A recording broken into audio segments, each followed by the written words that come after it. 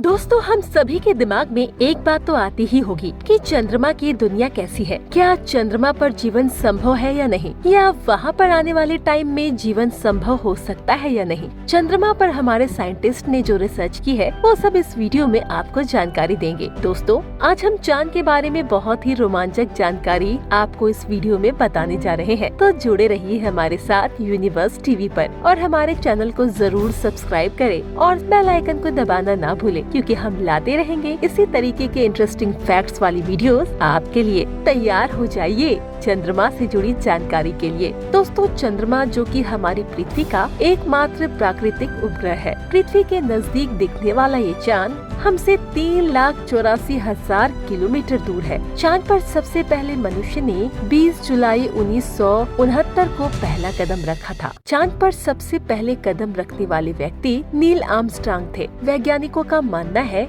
कि आज से 450 करोड़ साल पहले धैया नामक एक उल्कापिंड धरती से टकराया और धरती का कुछ हिस्सा टूटकर अलग हो गया। तब चांद बना और शायद इसीलिए हमारी कथा कहानी में चांद को चंदा मामा कहा गया है। चंद्रमा का आकार देखने में गोल लगता है, लेकिन इसका आकार गोल नहीं है, बल्कि है एक अंडे के आकार का। चंद्रमा सौर मंडल के 181 उपग्रहों में ये 5वां सबसे बड़ा उपग्रह है। चंद्रमा की सतह पर धूल का गुबार सूर्योदय और सूर्यास्त के समय पर मंडराता रहता है। इसका असली कारण अभी तक कोई नहीं जान सका है। धरती की तुलना में चांद का आकार 4% कम है, यानी कि हमारी पृथ्वी के अंदर तकरीबन 4 चांद आराम से समा सकते हैं। अब आ जाते हैं चंद्रमा की जमीन पर। जब आप चंद्रमा की जमीन पर खड़े होकर देखेंगे तो आपको उसकी जमीन उबड़ खाबड़ नजर आई और चांद की जमीन काफी क्रेटर यानी कि गड्ढों से भरी हुई है। दोस्तों, चांद की जमीन को सबसे पहली बार 1959 में टच किया गया था। 13 सितंबर 1960 को सोवियत संघ के मून मिशन लूना 2 ने पहली बार कोई मानव निर्मित अंतरिक्ष यान चांद की जमीन पर उतारा था। इनके बाद अमेरिका का अपोलो 51 ऐसा पहला मून मिशन था जिसमें एस्ट्रोनॉट समेत को अंतरिक्ष यान को चांद की जमीन पर उतारा। तारीख थी 20 जुलाई 1969। ये मानव इतिहास की सबसे बड़ी छलांग थी। चांद का गुरुत्वाकर्षण पृथ्वी के मुकाबले 6 गुना कम, यानी कि चांद की जमीन पर जाने के बाद हमारा वजन 6 गुना कम हो जाएगा। पृथ्वी पर हमारा वजन 60 किलो है, तो चांद की सरफेस पर आपका वजन केवल 10 किलो ही रह जाएगा। इसी कारण नील आर्मस्ट्रांग जब चांद पर चल रहे थे तब उछल उछल कर चले थे, क्योंकि दोस्त चांद पर पृथ्वी की तरह चल पाना संभव नहीं है। चांद पर नील आर्मस्ट्रांग और उनके साथियों के कदमों की छाप आज भी मौजूद है, क्योंकि वहाँ पर हवा न होने की वजह से वो निशान मिटते नहीं हैं। इसके साथ ही चांद की जमीन पर कई सारे बैग्स पड़े थे जो कि चांद पर गए अंतरिक्ष यात्रियों ने फेंके थे,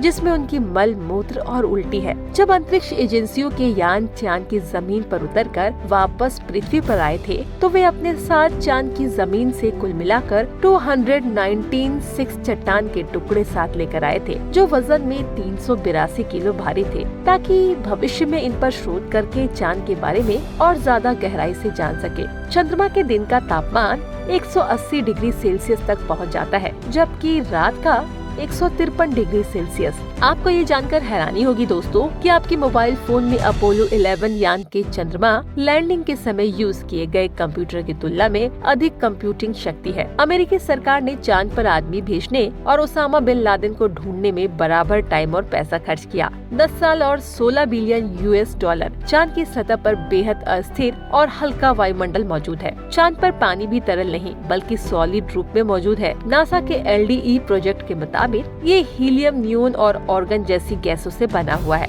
मैनसगन चांद की सबसे ऊंची चोटी है, जिसकी लंबाई लगभग 47 मीटर है। प्रतिवर्ष भ्रमण करने के दौरान चंद्रमा के भिन्न प्रस्थान में जब पृथ्वी चंद्रमा पर सूर्य के सापेक्ष में स्थित होने वाले परिवर्तन के कारण उत्पन्न होती है। चंद्रमा की इन्हीं प्रस्थापना को नौ चंद्र और चंद्र और आदि की संज्ञा दी जाती है। पृथ्वी के मध्य से चंद्रमा के मध्य की दूरी 3,84,403 किलोमीटर है। चंद्रमा से आसमान नीला नहीं बल्कि काला दिखाई देता है। चांद की सतह पर गोल्फ भी खेला गया है। गोल्फ खेलने वाले अंतरिक्ष यात्री एलन शेपर्ड थे, जिन्होंने 1971 में चांद की सतह पर गोल्फ खेला था। उनके द्वारा हिट की गई गोल्फ की गेंद 1 किलोमीटर का फासला तय करने में कामयाब रही थी। अगर आप अपने इंटरनेट की स्पीड से खुश नहीं हैं, तो आप चांद पर जा सकते हैं, जहां नासा ने वर्ल्ड रिकॉर्ड बनाते हुए चांद पर वाईफाई कनेक्शन की सुविधा उपलब्ध कराई है, जिसकी 19 Mbps की स्पीड बेहद हैरत अंगेज है। चंद्रमा पृथ्वी से हर साल 3.78 सेंटीमीटर दूर होता जा रहा है। अगले 50 अरब साल तक ऐसा ही होता रहेगा। ऐसा होने पर चांद को पृथ्वी की परिक्रमा करने में